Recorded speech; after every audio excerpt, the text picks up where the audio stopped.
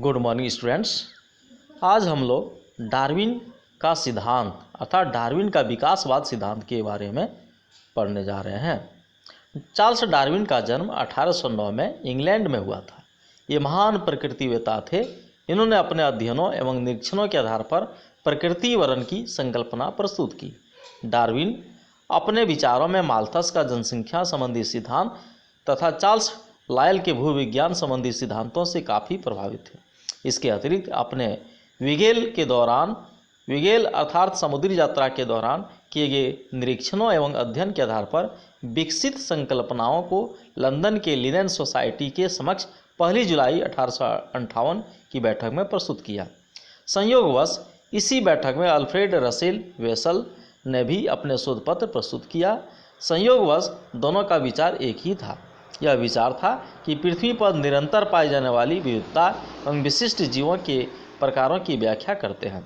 इस प्रकार दोनों के ही मौलिक विचार एक थे।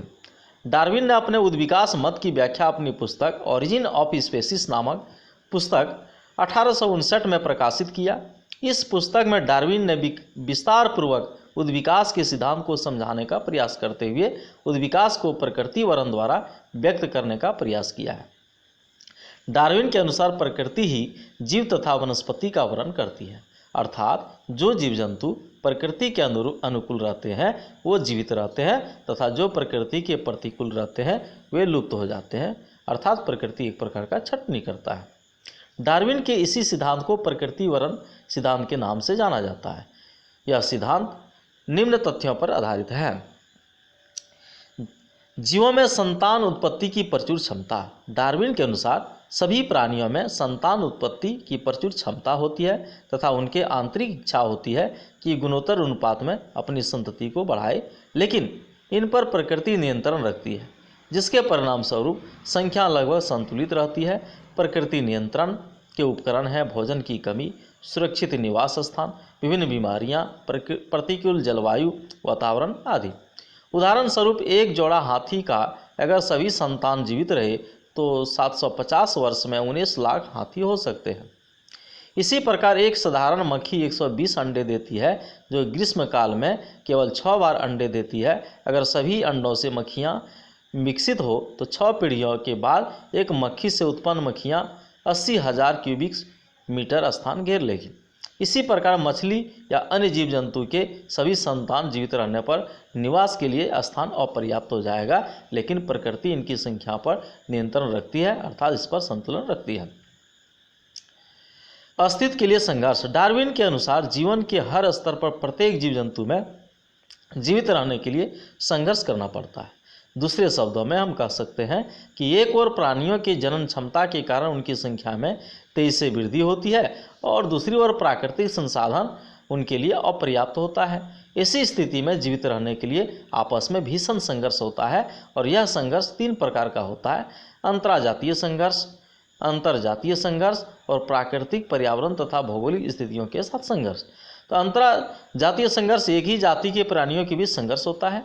अंतरजातीय संघर्ष में विभिन्न जातियों के सदस्यों के बीच संघर्ष होता है। और प्राकृतिक पर्यावरण तथा भौगोलिक स्थितियों के साथ संघर्ष, जो प्राणी अस्तित्व हेतु संघर्ष में सफल होंगे वे विकास को आगे बढ़ाती है और जो संघर्ष में असफल होगा वह लुप्त हो जाएगा। विभिन्नता एवं आनुवंशिकता। डार्विन के अनुसार एक ही जाति के 2 सदस्य सदृश नहीं होते हैं।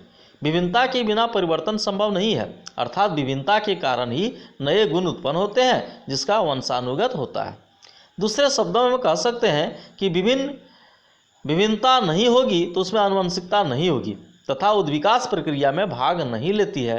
विभिन्नताएं जीवों को वातावरण के अनुकूल बने रहने में मदद करती है, साथ ही भोजन प्राप्त करने, प्रजनन करने, दुश्मनों से रक्षा आदि की अनुकूलनशीलता अलग अलग होती है।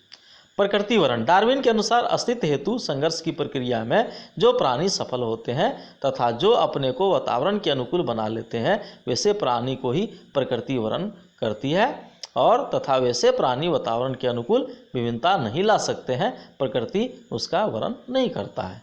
जैसे गर्म प्रदेश में रहने वाले व्यक्तियों में नाक छोटे एवं चौड़े, जबकि ठंडे प्रदेश में रहने वाले व्यक्तियों में नाक लंबे एवं पतले। प्राकृतिक संघर्ष में वातावरण के अनुकूल जीवों के जीवित रहने तथा इसके विपरीत प्रतिकूल जीवों के नष्ट होने को ही डार्विन ने प्राकृतिक वर्ण का नाम दिया। इस प्रकार हम देखते हैं कि जीवन संघर्ष के साथ जीवों में विभिन्नता तथा आनुवंशिकता ही प्राकृतिक संघर्ष है। प्राकृतिक वर्ण द्वारा प्रकृति प्रत्येक जाति की जीवों की संख्या करीब करीब संतुलित रखता है। वातावरण में परिवर्तन के कारण जीवों में परिवर्तन। डार्विन के अनुसार वातावरण के अनुरूप जो जीव परिवर्तन लाता है वे जीवित रहते हैं तथा जो जीव वातावरण के अनुरूप परिवर्तन नहीं लाते हैं वे कालांतर में लुप्त हो जाते हैं। जैसे मेसोजोइक युग का वातावरण सरीसृप प्राणियों के अनुकूल था, लेकिन जब वातावरण में परिवर्तन हुआ तो बड़े बड़े सरीसृप जंतु जो वातावरण के अनुरूप अपने आप को परिवर्तित नहीं कर पाया वे विलुप्त हो गए, लेकिन छोटे छोटे सरीसृप जंतु जो वातावरण के अनुकूल बना लिया वे जीवित रहे। नई जातियों की उत्पत्ति। डार्विन के अनुसार वातावरण में परिवर्तन तथा जीवों में उस परिवर्तन के अनुरूप विभिन्नताओं के कारण किसी भी जीव में निरंतर परिवर्तन होते रहता है। यह परिवर्तन विभिन्न दिशाओं में होती है, जो पीढ़ी दर पीढ़ी कुछ न कुछ भिन्नताएं अपने पूर्वजों से भिन्न होते जाते हैं। एक समय ऐसा आता है जब अपने पूर्वजों से भिन्न हो जाता है और एक नई जाति बन जाता है, जैसे शेर, चीता, तेंदुआ, बाघ तथा बिल्ली एक दूसरे से काफ़ी मिलते जुलते हैं। ऐसा प्रतीत होता है कि ये सभी एक ही पूर्वज से विकसित हुए हैं। वातावरण में परिवर्तन के कारण अलग अलग स्थानों में बिखर गए तथा वातावरण में भिन्नता के कारण प्रत्येक जीव उसी वातावरण के अनुरूप परिवर्तित हुए, जो कालांतर में अलग अलग जाति के श्रेणी बन गई। इस प्रकार डार्विन ने भी प्रकृति वर्ण के आधार पर नई जाति की उत्पत्ति पर अपना विचार प्रस्तुत किया। धन्यवाद।